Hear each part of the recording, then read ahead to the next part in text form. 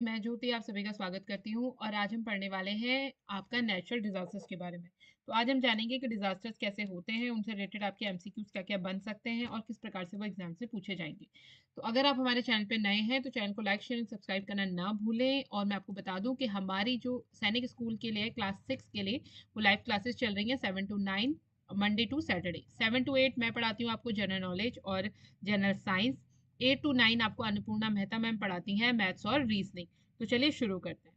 आज का सबसे पहले स्टार्ट करते हैं हम नेचुरल डिजास्टर से। नेचुरल डिजास्टर की डेफिनेशन देखें तो नेचुरल डिजास्टर क्या है। Natural disaster is an event that occur unexpectedly and causes harm to society. तो नेचुरल डिजास्टर आपका वो है जो अचानक से क्या होता है, अचानक से हो जाता है, अचानक से होने वाला एक इवेंट है और क्या करता है, सोसाइटी को हार्म करता है। ठीक है। Good evening Rinjan. अब देखो एग्जाम्पल्स क्या है नेचुरल डिजास्टर। देखो नेचुरल डिजास्टर वो है जिस जो हमारी वजह से नहीं होता है, यानी जो मैन मेड नहीं है। गुड इवनिंग वंदना। जो मैन मेड नहीं है ये अनएक्सपेक्टेडली हो जाता है। ठीक है। तो इसे कहते हैं नेचुरल डिजास्टर। जैसे कि इसमें आ गया आपका अर्थक्वेक हो गया, साइक्लोन्स हो गए, फ्लड्स हो गए, सुनामीज हो गई, आपकी लैंडस्लाइड हो गए, वॉल्केनिक इरप्शन हो गए और आपके एवलांचेस हो गए। ठीक है। तो ये आपके कुछ आपके कॉमन आपके नेचुरल डिजास्टर है। ठीक है। अब देखो वैसे जो डिजास्टर है वो आपके टू टाइप्स के होते हैं। एक होते हैं आपके मैन मेड डिजास्टर, यानी कि जो हम मैन मेड, यानी कि मैन मेड भी कह सकते हो या ह्यूमन मेड बोल सकते हो आप इसे। ह्यूमन मेड यानी कि जो ह्यूमंस के जो काम होते हैं उसकी वजह से क्या होता है, डिजास्टर आता है। उसकी वजह से ऐसे कुछ इवेंट होते हैं जो क्या करते हैं, पूरी की पूरी सोसाइटी को हार्म करते हैं। तो वो आपके कहलाते हैं ह्यूमन मेड डिजास्टर या मैन मेड डिजास्टर आपके। ठीक है। अब देखो टेक्निकली, ठीक है, और नेचुरल डिजास्टर वो हो गए जो क्या होते हैं, जो नेचर अपने आप, नेचर में कुछ ऐसा होता है जिसके कारण ऐसी कुछ घटनाएं हो जाती हैं जो पूरी सोसाइटी को क्या करती है, हार्म करती हैं। अब देखो लेवल ऑफ डिजास्टर के बारे में बात करते हैं तो आपके 3 प्रकार के जो लेवल होते हैं वो डिजास्टर्स को हम 3 कैटेगरीज में डिवाइड करते हैं। एक होता है आपका स्मॉल स्केल डिजास्टर, फिर होता है आपका मीडियम स्केल डिजास्टर और थर्ड है आपका लार्ज स्केल डिजास्टर। तो सबसे पहले बात करते हैं स्मॉल स्मॉल स्केल डिजास्टर की। तो स्मॉल स्केल डिजास्टर जो है ये आपके 50 किलोमीटर से लेके 100 किलोमीटर के दायरे तक अगर कोई डिजास्टर हुआ है, ठीक है, अर्थक्वेक आपका आया है, सुनामी आई या आपका साइक्लोन है, फ्लड है, अगर उसका जो एरिया है वो 50 किलोमीटर से लेके 100 किलोमीटर के अंदर है, तो वो आप क्या कह सकते हो कि वो कैसा डिजास्टर है, आपका एक स्मॉल स्केल डिजास्टर है। तो इस प्रकार का जो डिजास्टर होता है इसमें बहुत ज्यादा जो डैमेज है वो बहुत ज्यादा नहीं होता है। ठीक है। इसके बाद आता है आपका मीडियम स्केल डिजास्टर। तो मीडियम स्केल डिजास्टर क्या होता है कि 100 किलोमीटर से लेके अगर 500 किलोमीटर तक का जो एरिया है वो इफेक्ट होता है आपके किसी डिजास्टर से, तो वो कहलाता है आपका मीडियम स्केल डिजास्टर। ठीक है। तो इसको आप ध्यान रखना। तो इसमें क्या है, इसमें आपका जो डैमेज है वो स्मॉल स्केल डिजास्टर से थोड़ा ज्यादा होता है, लेकिन लार्ज स्केल जो डिजास्टर है उससे कम होता है। ठीक है। तो आपको ये रेंज याद रखनी कि स्मॉल स्केल डिजास्टर किसे बोलेंगे, जब जो आपका डिजास्टर है वो 50 किलोमीटर से लेके 100 किलोमीटर के दायरे में होगा, यानी उतने एरिया में कोई अर्थक्वेक आ गया, कोई फ्लड आ गया, या कोई भी आपकी अगर कोई इस प्रकार की कोई जो सुनामी आ गई, अगर उसका एरिया सिर्फ 50 to 100 किलोमीटर है तो वो स्मॉल स्केल डिजास्टर है।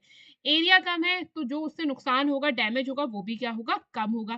फिर जैसे एरिया बढ़ेगा तो डैमेज भी क्या होगा, आपका इंक्रीज हो जाएगा। अब इसी प्रकार से आपका large scale disaster, large scale disaster का मतलब हो गया कि अगर 1000 किलोमीटर से ज्यादा का एरिया क्या हो रहा है, उस डिजास्टर से कवर हो रहा है, यानी उस डिजास्टर का उसमें इफेक्ट पड़ रहा है, तो वो आपका क्या कहलाएगा, लार्ज स्केल डिजास्टर कहलाएगा। ठीक है। ठीक, आ गया ना समझ में। तो ये क्या हो गया आपका लार्ज स्केल डिजास्टर। तो बड़े स्केल पे डिजास्टर हो रहा है तो बड़ा क्या होगा, बड़ा डैमेज होगा। ठीक है। चलिए नेक्स्ट। अब हम एक एक करके आपके जो डिजास्टर्स होते हैं वो कितने टाइप के होते हैं, कैसे वो डिजास्टर आपके, उनके कॉज क्या होते हैं, कैसे वो आते हैं, इनके बारे में पढ़ते हैं। तो सबसे पहला है आपका अर्थक्वेक। आप में से कई लोगों ने में भी अर्थक्वेक के जो झटके हैं वो हल्के फुल्के शायद फील करे हो। तो an earthquake is the shaking और वाइब्रेटिंग ऑफ द अर्थ। तो अर्थक्वेक क्या होता है, जब आपकी जो पृथ्वी है, जो अर्थ है आपकी, वो क्या करती है, शेक या वाइब्रेट होती है, अचानक से क्या होता है, इसे हिलने लगती है। आप क्या करते हो, अचानक से इसे हिल जाते हो, सारा सामान हिल जाता है। तो कई बार तो ये झटके क्या होते हैं, बहुत हल्के माइनर से होते हैं, यानी आपको खाली एक झटका महसूस हुआ, बस हो गया। और और कई बार तो अर्थक्वेक ऐसे आते हैं कि वो पता भी नहीं चलता है, ठीक है? और कई बार इतना बड़ा, इतना भयानक अर्थक्वेक आ जाता है कि वो क्या करता है, पूरी की पूरी जो सिटी है उसको डिस्ट्रॉय कर देता है। देखो, ये इस प्रकार से क्या होता है, सारे जो मकान हैं वो गिर जाते हैं, पेड़ गिर जाते हैं, सारी चीज़ें क्या होती है, तहस-नहस हो जाती हैं, ठीक है? तो अर्थक्वेक के कारण फिर क्या होता है, आपके लैंडस्लाइड भी आ सकते हैं, एवलांचेस भी आ जाते हैं, और सुनामी भी क्या होती है, अर्थक्वेक के कारण आ सकती है, ठीक है? आया समझ में? चलिए। अगला अर्थक्वेक होता क्यों है? आखिर क्या रीजन है कि पृथ्वी ऐसे शेक होती है या हिलती है? तो अर्थक्वेक का जो मेन रीजन है वो है आपका टेक्टोनिक जो प्लेट्स होती हैं उनका कोलिजन, जब वो आपस में टकराती हैं, ठीक है? जैसे आपकी ये दो प्लेट है, एक ये है आपकी और ये है, बीच में आपकी है टेक्टोनिक प्लेट। तो ये आपस में जब क्या करती हैं, ये जो प्लेटें हैं आपस में टकराती हैं। तो जब ये टकराती हैं, अब ये टकराएंगी तो क्या होता है, जब आप इससे टकराते हो तो आप क्या करते हो, शेक करते हो, शेक हो जाते हो ना, तो हिल जाते हो। तो इसी प्रकार से जो अर्थ के जो हिस्सा होता है ये भी क्या हो जाता है, शेक हो जाता है, हिल जाता है। अब ये जितनी जोर से टकराएंगी उतना तेज का क्या होगा, आपका जो अर्थक्वेक है वो बनेगा, ठीक है? तो इसकी वजह से क्या होता है, आपका अर्थक्वेक आता है। आगे बात समझ में?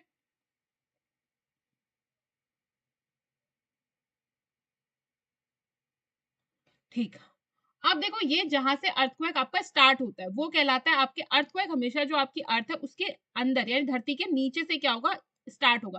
तो जहां से जो इसका सेंटर होगा, फोकस, इसके ऊपर जो आपका लैंड में यानी जो भूमि पर जो सेंटर होगा उसे बोलते हैं ईपी सेंटर। क्या बोलते हैं, ईपी सेंटर, ठीक है? सरफेस पे जो इसका सेंटर, ठीक इसके फोकस के ऊपर जो सेंटर होगा वो क्या कहलाता है, आपका ईपी सेंटर कहलाता है, ठीक है? ध्यान रखना कि आपकी जो अर्थक्वेक है वो किस कारण से आता है, जब टेक्टोनिक प्लेट्स क्या होती है, आपस में कोलिजन होता है, उनका आपस में वो टकराती हैं, तो इसके कारण क्या होता है, आपका अर्थक्वेक आता है, ठीक है? अब अगर ये अर्थक्वेक कहाँ आया, अब अगर ये अर्थक्वेक आपका धरती के अंदर, मतलब सॉरी, समुद्र के नीचे आया, ठीक है? पृथ्वी के उस हिस्से में टेक्टोनिक प्लेट्स आपस में कोलाइड हुई जहां पे क्या है, ओशन है, तो फिर ये किसका कारण बन जाती है, आपके सुनामी का कारण भी बन जाती है, ठीक है? चलिए। अगला है आपका लैंडस्लाइड। तो अगर आप पहाड़ों की तरफ गए होंगे तो आपने लैंडस्लाइड, पहाड़ों में बरसात के दिनों में लैंडस्लाइड होना बहुत आम सी बात है। तो इसमें क्या होता है कि जो आपके ऐसे बड़े-बड़े पहाड़ होते हैं उसमें से जो मिट्टी होती है वो क्या होती है, ऐसे कटाव हो जाता है। वहाँ पे क्या होता है, वो मिट्टी जो होती है वो ढीली पड़ जाती है, तो वो मिट्टी क्या होती है, सारी की सारी पानी के साथ, तेज बहाव के साथ क्या होती है, सारी की सारी जो मिट्टी है वो नीचे को बह आती है, रोड में आ जाती है, या जो वहाँ गाँव है वहाँ पे आ जाती है, तो सारा का सारा जो मलबा है, जो मिट्टी है, वो सब क्या होती है, इससे बिखर जाती है, ठीक है? तो ये हो गया आपका लैंडस्लाइड। तो लैंडस्लाइड किसके कारण होता है? ये होता है आपके ग्रेविटेशनल पुल के कारण या वोल्केनिक इरप्शन के कारण। कहीं क्या हो गया, ज्वालामुखी फटा, तो ज्वालामुखी फटने की वजह से जो ये चट्टान होगी वो क्या होगी, ऐसे हिल जाएगी। उसमें ग्रेविटेशन क्या होगा, अपनी ओर नीचे की ओर खींचेगा। तो जो यहाँ की जो भी, अगर ये चट्टान क्या है, सही तरीके से ठोस नहीं है, नई-नई चट्टानें बनी है, तो ये क्या होगी, आपके नीचे को ऐसे वो जो मिट्टी है वो गिरना शुरू हो जाएगी। इसे क्या बोलते हैं, लैंडस्लाइड। लैंड क्या होगी, स्लाइड हो गया, यानी कि गिर गई नीचे, ठीक है? और अर्थक्वेक के कारण भी क्या आता है, लैंडस्लाइड्स आपके आते हैं। ठीक, हिल माउंटेन और हिली एरियाज़ में। देखो, जो माउंटेन और हिली एरियाज़ है ना, उसमें क्या होता है, जैसे जो हमारे हिमालयाज़ वाले, हमारी जो हिमालय की रेंज है ना, वो आपकी न्यूली मेड आपके माउंटेन्स है। अभी उनको ज़्यादा साल नहीं हुए। तो वो क्या है, बहुत ज़्यादा स्टेबल नहीं है। अभी भी उनमें जो हरकतें हैं, हलचलें हैं, वो होते रहती हैं।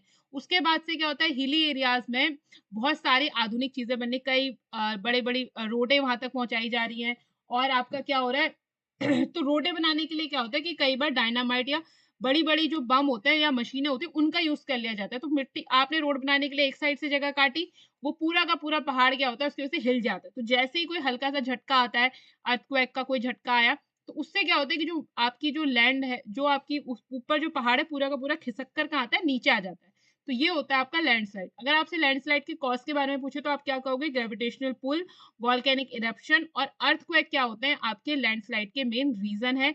दूसरा जो डिफॉरेस्टेशन है, अगर आप पेड़ों को काट दोगे, जैसे इस चट्टान से सारे पेड़ काट दिए गए, तो क्या हुआ? पेड़ क्या करते हैं, पेड़ों की जो जड़ें होती हैं, वो मिट्टी को टाइटली बाँध के रखती है, कहीं जाने नहीं देती। अब पेड़ ही नहीं है, मिट्टी का एक ढेर है, तो मिट्टी का ढेर क्या होगा, जैसे ही वो ज़रा-सी मिट्टी हिलेगी, बारिश होगी, तो सारी की सारी मिट्टी कहाँ आ जाएगी, नीचे आ जाएगी। तो इस कारण क्या होता है, आपके लैंडस्लाइड होती है। आपने देखा होगा न्यूज़ में कई बार आता है कि लैंडस्लाइड की वज़ह से क्या हुआ है, आपकी जो रोडें हैं वो ब्लॉक हो गई है, और ये मोस्टली आपका हिली एरियाज में और जो माउंटेन वाले रीजन होते हैं वहां पे होता है। ठीक है, चलिए आगे आपका एवलांच। तो एवलांच भी जो है वो भी आपका एक लैंडस्लाइड की तरह ही है, बट डिफरेंस ये है कि ये जो एवलांच है ये आपका कहाँ आता है, बर्फ के पहाड़ों में आता है। देखो अब जो बर्फ के पहाड़ है जैसे आपके ग्लेशियर्स हो गए, तो वहां क्या है, बहुत सारी बर्फ है। तो वो बर्फ क्या होती है, सॉरी वो जो बर्फ होती है आपकी स्नो होती है, वो क्या होती है बहुत ज्यादा जब जमा हो जाती है ग्लेशियर्स में, तो वो नीचे को गिरने लगती है ग्रेविटेशन पुल के कारण। ग्रेविटी क्या करती है, उसे अपनी ओर खींचती है, तो वो क्या होती है नीचे को ऐसे गिरती है, तो वो फिर ऐसे पहाड़ों से ऐसे नीचे गिरती हुई आती है एकदम तेजी के साथ। तो इसी को क्या बोलते हैं, एवलांच बोलते हैं। और अगर कोई जैसे पर्वतारोही होते हैं ना, माउंटेनियर्स होते हैं, वो अगर उस समय चढ़ाई कर रहे हैं और गलती से एवलांच आ गया उनके इसमें, तो उस एवलांच से बचना बहुत ज्यादा मुश्किल होता है। ठीक है, अगर कोई व्यक्ति एवलांच में फंस गया तो उसके लिए वहां से बच पाना बहुत मुश्किल है, वो दब जाएगा उस बर्फ में। ठीक है, तो काफी जो आपके ग्लेशियर्स के पास रहते हैं, जो बर्फीली जगह होती है उनके पास रहते हैं, वहां के लोगों को सबसे बड़ा डर यही लगता है कि एवलांच क्या होता है, कभी भी आ सकता है स्नो। ठीक है, तो ठंडियों के टाइम पे ज्यादा आएगा, क्योंकि ठंडियों के टाइम पे आपके क्या होता है, जो स्नो है वो गिरती है, तो बहुत ज्यादा स्नो हो जाता है, तो तब वो स्नो क्या होता है आपका गिर जाता है। ठीक है, तो ये एवलांच हो गया आपका। एवलांच भी क्या होता है, आपके लैंडस्लाइड की तरह ही होता है, बट इसमें आपकी जो उसके मिट्टी के स्थान पर क्या होता है, आपका स्नो होती है। क्या होती है, स्नो होती है।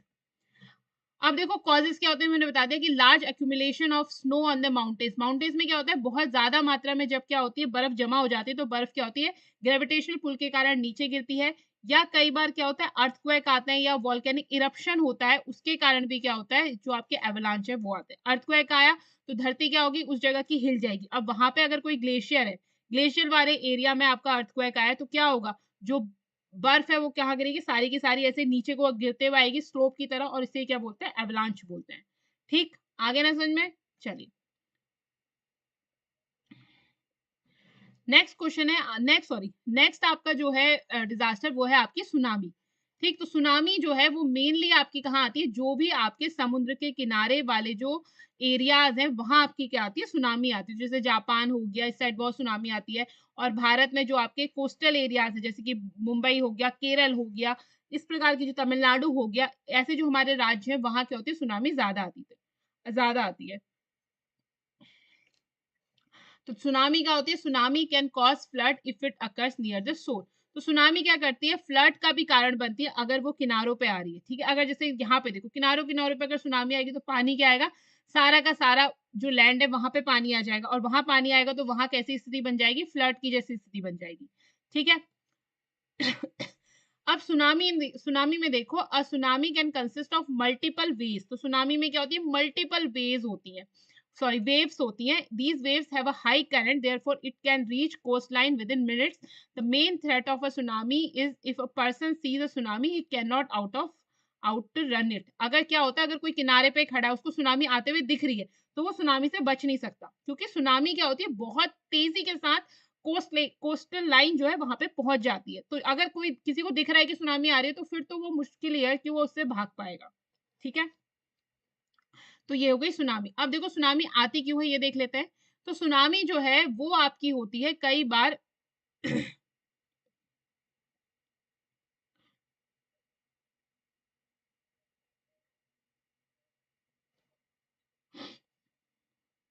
देखो सुनामी क्या होती है, जब आपकी मैंने भी बताया था ना, जब आपका जो अर्थक्वेक है, वो अर्थक्वेक कहाँ आता है, ओशन के नीचे आता है। ठीक है, जैसे मैं आपको एक बार समझा देती हूँ। जैसे आपका ये सेंटर है, ठीक है, फोकस है यहाँ पे, पृथ्वी के नीचे से आपका क्या होता है, अर्थक्वेक आता है। अब जो टेक्टोनिक प्लेट्स हिली है, मान लो यहाँ पे क्या है, यहाँ पे भी ग्रीनरी दिख रही है, यहाँ पे क्या है, इसकी जगह ओशन है, समुद्र है। तो समुद्र के नीचे जब आपका अर्थक्वेक आ रहा है, तो क्या होगा, पानी हिलेगा, तो पानी में क्या होगी, तरंगे पैदा होंगी। ठीक है, जैसे तरंगे हैं तो ये ऐसी क्या होंगी, वेव्स पैदा होंगी। अब ये जो वेव्स होंगी वो कहाँ जाएंगी, जो कोस्टल एरियाज है वहीं तो जाएंगी, तो कोस्टल एरियाज में पहुंचेंगी, तब क्या होती है आपकी सुनामी। इस प्रकार से सुनामी आती है। और जब ये कोस्टल एरिया में पहुंचती है, तो जहां कोस्टल एरिया का जितना भी पार्ट होता है, जो भी वहां पे लैंड मास होता है, जो भी वहां पीपल्स रह रहे होते हैं, जो भी वहां की जो वहां घर बने होते हैं, लोग होते हैं, सारा का सारा वो क्या करती है, विनाश विनाश कर देती है। ठीक है, सारी चीजें फ्लड में सब कुछ बहा ले जाती है। अब देखो अगला है आपका साइक्लोन। तो साइक्लोन क्या होता है, साइक्लोन आपके ओशन में, देखो इस प्रकार से साइक्लोन होता है, ऐसा भंवर सा बन जाता है पानी का, ऐसे गोल गोल गोल गोल गोल गोल। ठीक है, तो ये क्या हो गया, ऐसे सर्कल में आपका पूरा का पूरा आपका सर्कल में जो पानी वो ऐसे से घूमने लगता है, तो ये जितने भी इसके आसपास इसमें जो भी आएगा वो क्या करेगी, उसे डुबा ले जाएगी अपने आसपास। ठीक है, तो ये जो आपकी साइक्लोन है वो मोस्टली आपके जो वार्म ओशन होते हैं ना, वहां पे बनती है। तो इसमें होता क्या है, अब देखो एक चीज और बता दूं, साइक्लोन में जो आपकी विंड की स्पीड होती है ना, जो ऐसे से घूमती है, तो इसकी विंड की स्पीड होती है 320 किलोमीटर पर आवर। इससे क्वेश्चन बनता है आपका, ठीक है, पूछा जाता है कि साइक्लोन में जो विंड की स्पीड है वो कितनी होती है, तो कितनी होती है, 320 किलोमीटर पर आवर की स्पीड होती है। समझ लो, एक घंटे में 320 किलोमीटर तय कर सकती है वो हवा, इतनी तेज ये हवाएं चलती है। तो साइक्लोन में जो भी आपका शिप फंसता है, जो भी अगर उसमें बाय चांस गलती से कोई लोग फंस गए, तो फिर इस भंवर से निकलना क्या होता है, बहुत मुश्किल होता है। साइक्लोन पूरा का पूरा क्या करता है, उसे अपने अंदर पूरा घुसा लेता है, बिल्कुल घुमा देता है, तो मर ही जाएगा व्यक्ति। अब देखो साइक्लोन अकर्स, अब साइक्लोन आते कब है, तो cyclone occurs when air over the ocean become warm very quickly and move upward, then cooler air rushes it to take its place। तो होता क्या है कि समुद्र में आपकी जो, जब समुद्र का पानी क्या होता है, तेजी से गर्म होता है। अब तेजी से समुद्र का पानी गर्म होगा, तो गर्म पानी वाष्प बन के कहाँ जाएगा, ऊपर की ओर जाएगा। अब उसकी जगह कौन लेने, उसकी जो खाली जगह हो गई उसकी जगह पर आएगा ठंडा पानी। अब अगर ये प्रक्रिया क्या हो, बहुत तेजी से होने लगी, तो गर्म पानी ऊपर ठंडा पानी ऊपर, तो इस प्रकार से क्या होता है, ऐसे ऐसे भंवर बनने लगता है। समझ रहे हो, जो गर्म पानी है वो ऊपर ऊपर ऊपर जाता रहता है, और ठंडा पानी क्या होता है, उसकी जगह पे उसकी जगह क्या करता है, लेने लगता है। पानी से मतलब मेरा एयर से, ठीक है। अब जो समुद्र के ऊपर की जो हवा है वो क्या हुई, गर्म होके वो ऊपर गई, अब ठंडी हवा ने उसकी जगह ली, फिर वो गर्म होके ऊपर, फिर वो गर्म, तो ऐसे ऐसे क्या होगा, धीरे धीरे करके बहुत तेजी से ये चीज होने लगती है। तो वहां पे क्या आ जाता है, आपका सुनामी आ जाता है। ठीक है, सॉरी सुनामी कह रही हूँ। तो वहां पे आपका क्या बन जाता है, साइक्लोन बन जाता है। क्या बन जाता है, साइक्लोन बन जाता है। अब अगर ये साइक्लोन क्या हो, घूमते घूमते लैंड को हिट कर जाए, ठीक है, लैंड में हिट हो जाए, तो क्या होगा, बहुत भारी बारिश होगी, हैवी रेन होगी, बहुत इतनी भयानक बारिश होगी कि वहां पे जो भी चीज होंगी देखो पूरी अस्त व्यस्त हो जाएंगी, सारा बिल्कुल फ्लड जैसी स्थिति आ जाएगी। इतनी तेज तेज पानी गिरेगा, तो वहां पे जो भी जनजीवन है वो भी क्या होगा, सारा का सारा समाप्त हो जाएगा। बहुत ज़्यादा सब कुछ टूट-फूट जाएगा, ठीक है? तो ये क्या हो गया, ये जो आपका साइक्लोन है, साइक्लोन प्रोन एरिया अगर की हम बात करें, तो इंडिया में उड़ीसा, आंध्र प्रदेश और तमिलनाडु आपके क्या है, साइक्लोन प्रोन एरिया, यहाँ पे बहुत ज़्यादा साइक्लोन आते हैं, ठीक है? अगला है आपका फ्लड। तो फ्लड हो गई, फ्लड को हिंदी में हम क्या कहते हैं, बाढ़। तो flood is a sudden floating of water in low lying dry areas due to heavy rain. तो फ्लड कब आता है, जब बहुत तेज बारिश होने लगे, घंटों से बारिश होने लगे और बारिश बिल्कुल भी रुके ना, बहुत ज्यादा घंटों मतलब एक दो दिन, दो तीन दिन तक लगातार बारिश हो रही है, लगातार बारिश हो रही है, बहुत तेज बारिश हो रही है। तो उससे क्या होगा, जो सारा का सारा जहां भी उस एरिया में बारिश हो रही है वहां क्या होगा, पूरा पानी पानी भर जाएगा। तो इस कारण क्या होगा, इस स्थिति को हम क्या बोलते हैं, फ्लड बोलते हैं। क्या बोलते हैं, फ्लड बोलते हैं। तो फ्लड की वजह से क्या होता है, जो रोड्स होती है, बिल्डिंग होती है, क्रॉप्स होती हैं और जो लोगों के घर होते हैं, वो सारे के सारे क्या होते हैं, डैमेज हो जाते हैं। ठीक है, आ रही ना बात समझ में? अगर कुछ नहीं आ रहा है समझ में तो आप लोग मुझसे क्वेश्चन पूछ सकते हो। जहां पे नहीं आ रहा है वहां पे पूछ लेना, ठीक है। अब देखो फ्लड का कॉज क्या है, फ्लड क्यों आता है, तो फ्लड आता है आपके ड्यू टू हैवी रेन। किसकी वजह से आता है, हैवी रेन की वजह से आता है। तो द वाटर लेवल क्या होता है, if the water level in the river keep rising when the rivers do not have the capacity to hold excess water, these excess water flows over the river bank and flood the surrounding areas। तो होता क्या है कि जब आपकी बारिश दो तीन दिन तक लगातार होने लगती है और जो नदी है, जो नदी के आसपास का एरिया होता है ना, वहां आपके फ्लड आने की संभावना ज्यादा रहती है। तो नदी क्या होती है, नदी में एक उसका लेवल होता है, जब वो उस पानी को नहीं समा पाती है, तो वो पानी क्या होता है, आसपास का जितना एरिया होता है वहां पे वो फ्लो करने लगता है, और वहां जो उस आसपास का जो भी एरिया होता है वहां क्या आ जाता है, फिर फ्लड आ जाता है। ठीक है, अगला है आपका ड्रॉट। ड्रॉट मतलब सूखा। देखो जमीन देख के आपको लग रहा होगा, तो ड्रॉट में क्या होता है कि जब बहुत सालों तक क्या हो, मानसून के टाइम पे बारिश ही नहीं हो रही किसी एरिया में, बहुत सालों तक बारिश नहीं हो रही, तो उस जगह पर क्या आ जाता है, ड्रॉट आ जाता है, सूखा पड़ जाता है, जितनी भी वनस्पतियां सब सूख जाती हैं, कोई नई फसल नहीं उगती, मिट्टी भी क्या होती है इस प्रकार से ऐसे टूट टूट जैसी जाती है। ठीक है, तो ये जो आपका ड्रॉट है वो इंडिया में मोस्टली आपका महाराष्ट्र, आंध्र प्रदेश, गुजरात और राजस्थान के जो एरियाज है, यहाँ पे ड्रॉट क्या होता है, ज्यादा होता है। अब ड्रॉट पड़ा है तो इस टाइम पे क्या होगा, जो पीने वाले पानी की समस्या बहुत ज्यादा बढ़ जाती है, और फसल तो होती ही नहीं है, क्योंकि आपका क्या है, ड्रॉट पड़ गया, सूखा पड़ गया, तो फसल कैसे होगी बिना पानी के। अब आशा करती हूँ आपको ये सारी चीज़ समझ में आ गई होगी। अगर आपको इसमें से कुछ पूछना है तो आप पूछ लीजिए, उसके बाद हम स्टार्ट करते हैं हमारे एमसीक्यूज़ आज के। कोई क्वेश्चन है आप लोगों का? अगर आपको कुछ पूछना है तो आप लोग पूछ सकते हैं।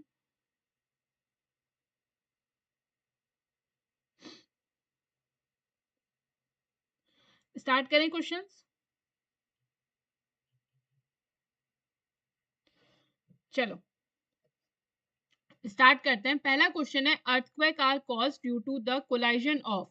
तो अर्थक्वेक किसके कोलाइजन के कारण होता है? Option A tectonic plates, option B crust, option C core, option D cyclones. बताओ which one is correct, A B C और डी में से। आंसर करो फर्स्ट का।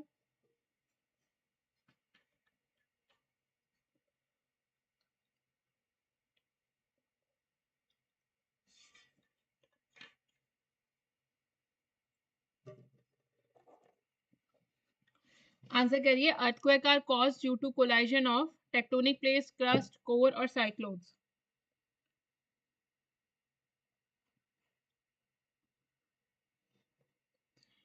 इसका करेक्ट आंसर है आपका ऑप्शन ए टेक्टोनिक प्लेट्स। ठीक है, अभी मैंने बताया था ना अर्थक्वेक किस कारण से होते हैं, जो टेक्टोनिक प्लेट्स होती है उनके जब कोलाइजन होता है आपस में तो उसके कारण क्या होता है, आपका अर्थक्वेक आता है।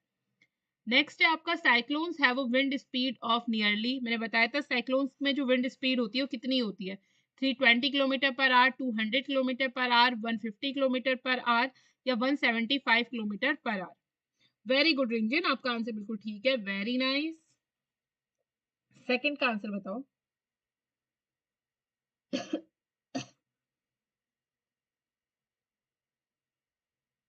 सारे डिजास्टर समझ में आ गए ना उनके रीजन? अगर आपको कोई नहीं समझ में आया तो बता दो, मैं फिर से रिपीट कर दूंगी। सेकंड का आंसर बताओ, बट एमसीक्यू के बाद रिपीट करूंगी, ठीक है? आप पहले मुझे सेकंड का आंसर बताइए। तो सेकंड का करेक्ट आंसर है आपका option A 320 kilometre per our.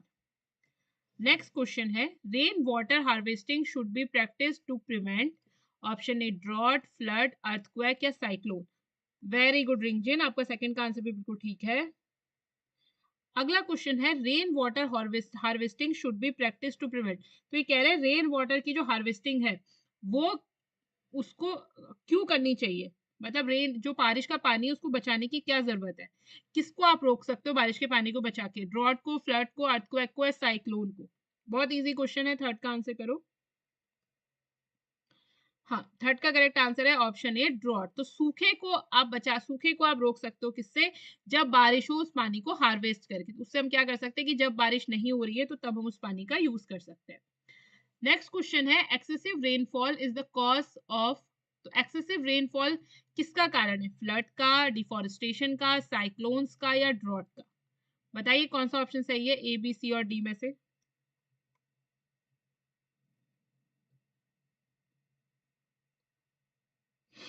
Fourth का आंसर करो। वेरी गुड रिंजन, आपका थर्ड का आंसर भी सही है। फोर्थ का आंसर करिए।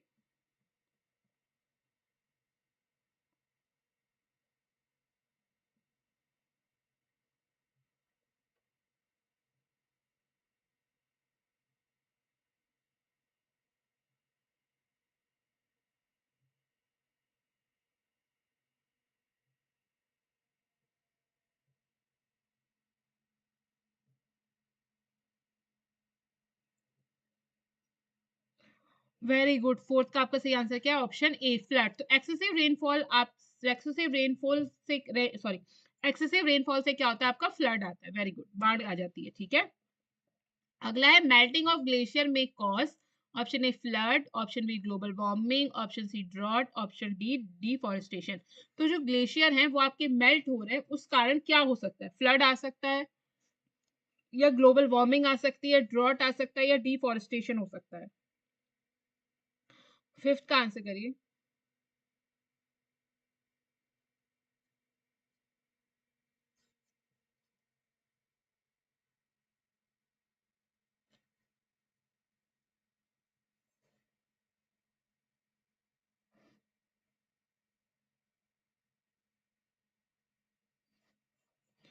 फिफ्थ का सही आंसर है आपका ऑप्शन ए फ्लड। तो जब क्या होगा, जब आपके ग्लेशियर्स मेल्ट होना शुरू करेंगे तो ग्लेशियर मेल्ट होंगे और ग्लेशियर का पानी कहाँ जाएगा, मेल्ट होकर रिवर्स में जाएगा। रिवर्स का पानी फिर कहाँ जाएगा, ओशन में जाएगा। और ओशन का पानी फिर, जो ओशन का पानी, अगर ओशन में पानी ज्यादा होगा, रिवर में पानी ज्यादा हो जाएगा, तो क्या होगा, आपका जो सी लेवल है वो क्या हो जाएगा, इंक्रीज हो जाएगा। तो जैसे ही सी लेवल इंक्रीज होगा, उसके आसपास का जो एरिया है वहां क्या आ सकता है, आपका फ्लड आ सकता है। क्या आ सकता है, फ्लड आ सकता है। तो ऑप्शन ए करेक्ट है। नेक्स्ट क्वेश्चन है, volcanic eruption occurs when the pressure inside the earth increases, natural pressure decreases, remain the same। तो volcanic eruption कब होता है, ये पूछ रहा है। तो जब अर्थ के अंदर जो प्रेशर है वो इंक्रीज करता है, नेचुरल प्रेशर रहता है, डिक्रीज करता है, या आपका रिमेन द सेम रहता है, सेम रहता है। ये आपका ए है, ये बी है, ये सी है, ये डी है। ठीक है, बताइए कौन सा ऑप्शन सही होगा। 6 का आंसर करिए।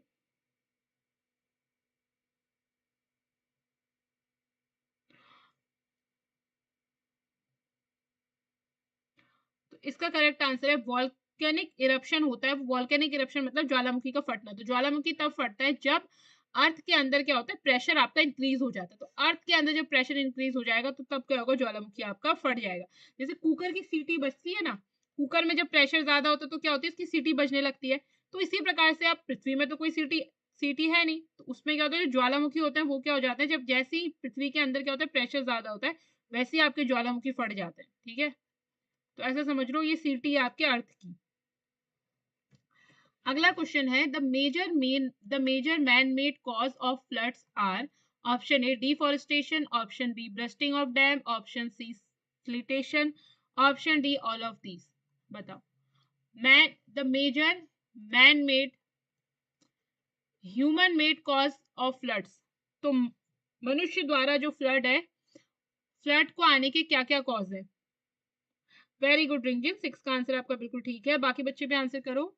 The major man made cause of floods are deforestation, bursting of dam, siltation, या ऑल ऑफ दीज। अच्छा, मैन मेड नहीं, ह्यूमन मेड होगा। ठीक है,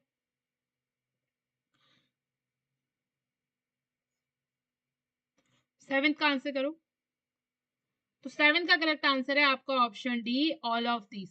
सभी चीजों मतलब मनुष्यों के कारण, जो फ्लड के कारण है वो क्या, डिफॉरेस्टेशन है। बहुत ज्यादा मनुष्य क्या कर रहे हैं, पेड़ काट रहे हैं, तो डिफॉरेस्टेशन के कारण भी क्या होता है, फ्लड आता है।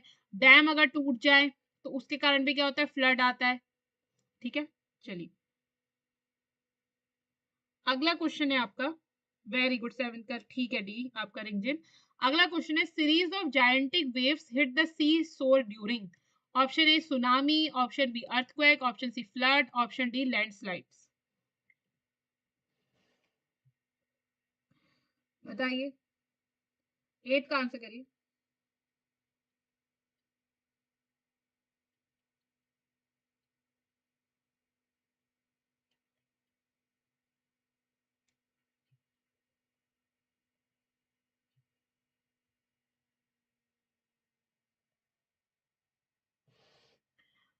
Series of gigantic waves hit the sea shore during, किस टाइम में जो आपकी बहुत बड़ी बड़ी वेव्स होती है वो क्या करती है, समुद्र के किनारों को हिट करती हैं। किस टाइम पर, सुनामी के टाइम पर, अर्थक्वेक के टाइम पर, फ्लड के टाइम में, या लैंडस्लाइड के टाइम पे। 8 का आंसर करो। तो 8 का जो करेक्ट आंसर है वो है आपका ऑप्शन ए, सुनामी के टाइम पे। ठीक है, अगला क्वेश्चन है, a place where an earthquake originates is called the, तो उस स्थान को क्या बोलते हैं जहां पे आपका अर्थक्वेक यानी कि भूकंप क्या करता है, ओरिजिनेट होता है, वहां से स्टार्ट होता है। Option A focus, option B fault line, option C tsunami, option D epicentre. बताइए कौन सा ऑप्शन सही है। वेरी गुड रिंचन, आपका 8 का आंसर भी ठीक है। 9 का आंसर करो। जहां से आपका अर्थक्वेक ओरिजिनेट होता है उसे क्या बोलते हैं, मैंने बताया था ना आपको, उसे क्या बोलते हैं उस बिंदु को।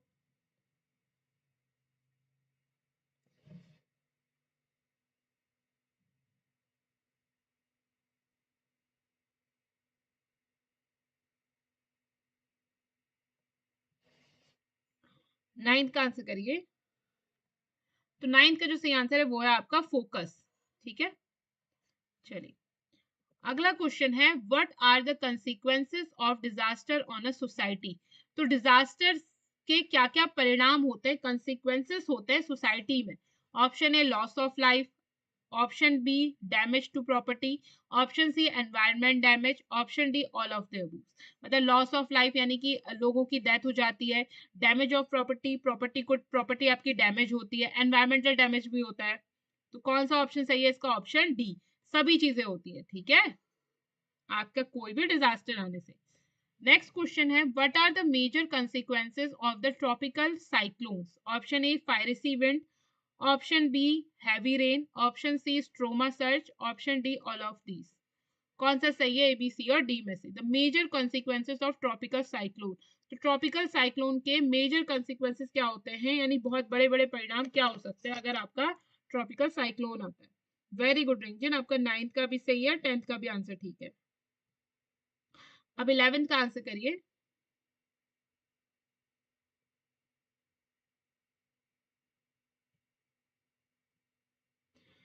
तो इसका करेक्ट आंसर है ऑल ऑफ दीज। तो जो साइक्लोन है उससे आपकी फायरेसी विंड भी चलती है, आपके हैवी रेनफॉल भी हो सकता है, और स्ट्रोमा सर्च भी हो सकता है। ठीक है, तो ऑल ऑफ दीज होगा।